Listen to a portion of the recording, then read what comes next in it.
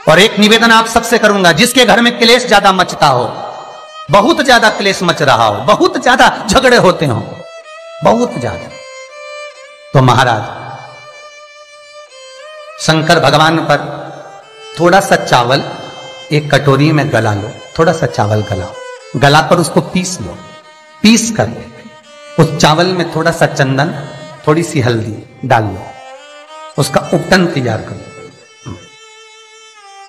बुधवार के दिन, कोई भी बुधवार, शंकर जी के मंदिर में जाकर शंकर भगवान के शिवलिंग पर उस चावल का लेपन करो। 7 लोटा पानी, मात्र 7 लोटा पानी शंकर को समर्पित करो,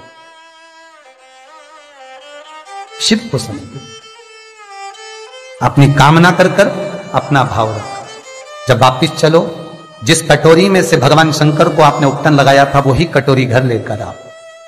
घर के मूल स्थान जो भी हैं, हर हॉल में, कमरे में उसकी एक एक बिंदी लगा दीजिए। मात्र 3 बुधवार आप कर लीजिए, आपके घर में कभी क्लेश नहीं हो सकता। भूमि का कितना भी दोष होगा सिद्ध हो। जिस घर में रुपया आ रहा है, जा रहा है, 1 रुपए कमा रहे हो, 100 रुपए खर्च हो रहा है, घर में पैसा नहीं दिख रहा, व्यापार तो अच्छा कर रहे हो, घर में 4 लोग कमा रहे हैं, सब कोई मिलकर कमा रहा है, तो वो भी पैसा नहीं दिख रहा, तो वो भी धन नहीं दिख रहा, रुपया नहीं दिख रहा। महाराज,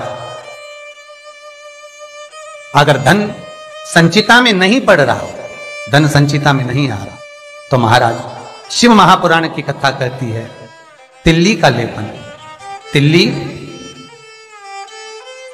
काले कलर की तिल को लेकर उसके साथ में थोड़ा सा चावल,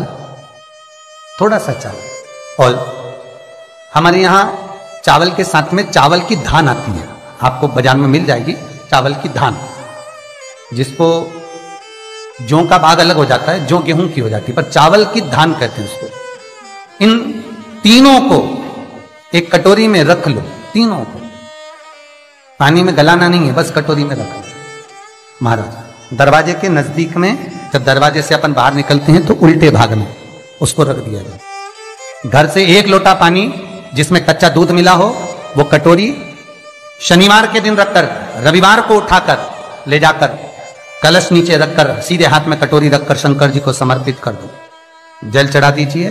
बाबा भोलेनाथ के जो चरण पादुका है, उस पादुका में वही तिल्ली, वही चावल का भात, वही जौ, जो आप चावल का धान बोलेंगे, धान, उसको लेकर दोनों भाग पर समर्पित कर दो। आते समय वो दोनों भाग पर चढ़ी हुई तीनों चीजें उठाकर लेकर आ जाइए। दुकान में, व्यापार में, व्यवसाय वाली जगह पर उसको रख दीजिए। कभी जिंदगी में संपदा कम नहीं होगी, संपदा बढ़ेगी। 3 रविवार आपको करना है सुख की प्राप्ति के लिए, ये भूमि के दोष को मिटाने के लिए। आपको कथा में पहले भी कहा था, 12 नक्षत्र, समय, घड़ी, पल, दिन, ये जितने भी बनाए हैं मेरे महादेव ने बनाए, मेरे शंकर ने निर्मित किए। एक एक पल, एक एक घड़ी, एक एक क्षण शिव बनाता। 4 महीने चतुर्मास के भगवान विष्णु देव सोनी एकादशी पर जब सोने जाते हैं, तो भगवान शंकर को बुलाकर कहते हैं, ये 4 महीने जितना दान, पुण्य, सत्कर्म, संकीर्तन, भजन, कीर्तन जो होगा शंकर, ये मैं नहीं करा सकता, तुम करा सकते। इसलिए चतुर्मास की शुरुआत ही श्रावण से, इसलिए चतुर्मास की शुरुआत ही श्रावण से।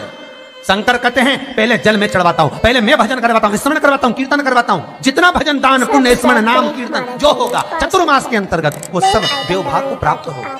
पितरों को, पूर्वजों को, आहूतों को दान करो, पुण्य करो, सत्कर्म करो, चाहे गौ माता को दो, चाहे बहन बेटी को दो, चाहे किसी भिक्षुक को कुछ दो। उस समय तुम्हारे चेहरे पर सल नहीं होना चाहिए, उस समय तुम्हारे चेहरे पर, तुम्हारी नैनों में अश्रु नहीं होना चाहिए, उस समय तुम्हारे चेहरे पर प्रसन्नता होना चाहिए। घर पर बहन बेटी आ जाए और बहन बेटी राखी बांधने आई, बहन बेटी 30 त्योहार पर आई और तुमने एक साड़ी दी या 500 रुपए दिए या 1000 रुपए दिए या 2000 रुपए दिए और भाभी का मुंह भगोने जैसा हो गया, चेहरा उतरा हुआ।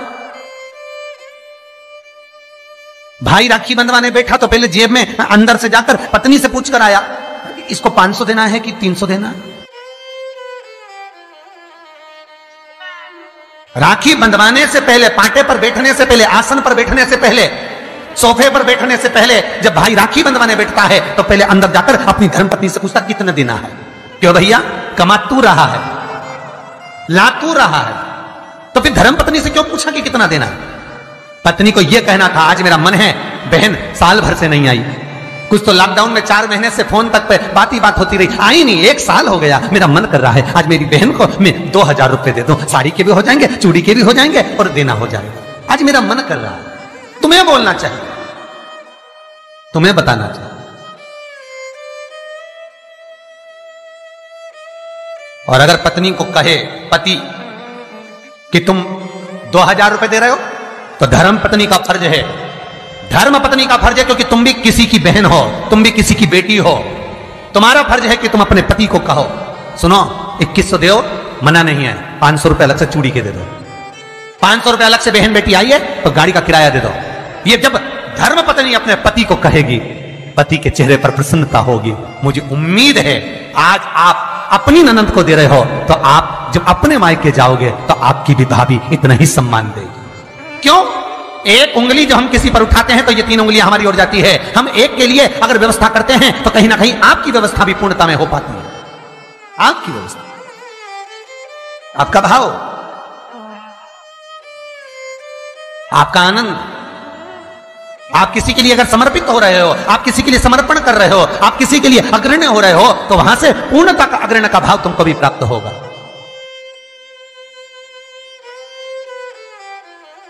रक्षाबंधन पर भाई राखी बंधवाने बैठ रहा है तो धर्मपत्नी से पूछ रहा है कितने रुपए देना है।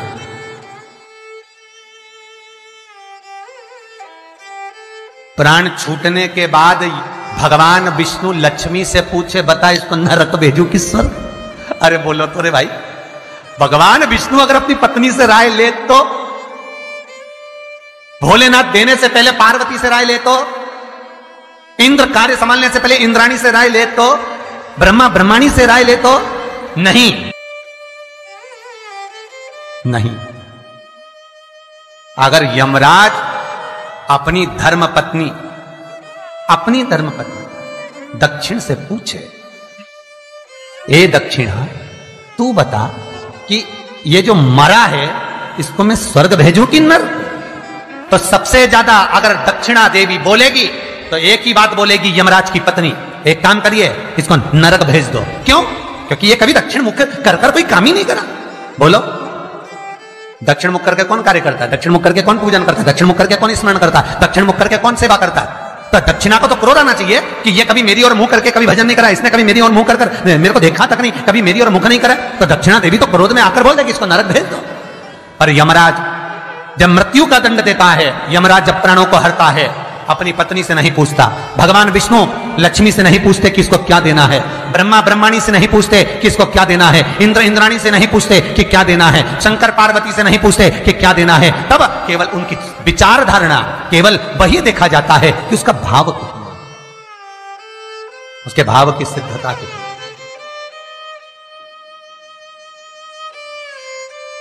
पर आज का जमाना है, बहन जैसे ही आई राखी बांधने, भैया चलो बैठो पाटे पे, अंदर अभी आया, अंदर गया, कितने देना?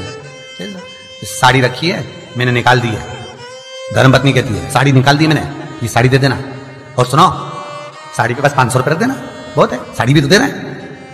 और ये तूने जो अपनी ननद के साथ करा, अब तू अपने मायके जा और तेरी भाभी तेरे साथ करे तो तुझे कैसा लगेगा? 3 को देने से कभी नहीं घटता, शिव महापुराण की कथा कहती है। पहला बहन बेटी को देने से, दूसरा गौ माता को देने से, तीसरा संत ब्राह्मण को देने से कभी नहीं घटता महाराज। बढ़ेगा, घटेगा नहीं। बहन बेटी को देने से कभी घटता नहीं है। तुमने जो दिया उसका 4 गुना अगले साल तक तुम्हें प्राप्त हो जाएगा। गौ माता को 1 रोटी दी है, गौ माता के निमित्त से 1 रुपया निकाला है, गौ माता के निमित्त से 1 रुपया भी अगर तुमने दान करा है, पुण्य करा है, उसके निमित्त का अगले वर्ष तक यही तारीख लिख कर रखना, कितना पुण्य प्राप्त होता है, कितना फल प्राप्त होता है, कितनी लक्ष्मी प्राप्त होती है। देने से घटता नहीं है। तीसरा, संत ब्राह्मण को देने से कभी घटता नहीं है। आपने जो दिया उसका 1000 गुना आपको प्राप्त हो जाता है, 1000 गुना। श्री शिवाय नमस्तुभ्यं, श्री सब्सक्राइब करें शिवाय नमस्तुभ्यं दबाएं ताकि आप श्री हमारे शिवाय वीडियो से नमस्तुभ्यं।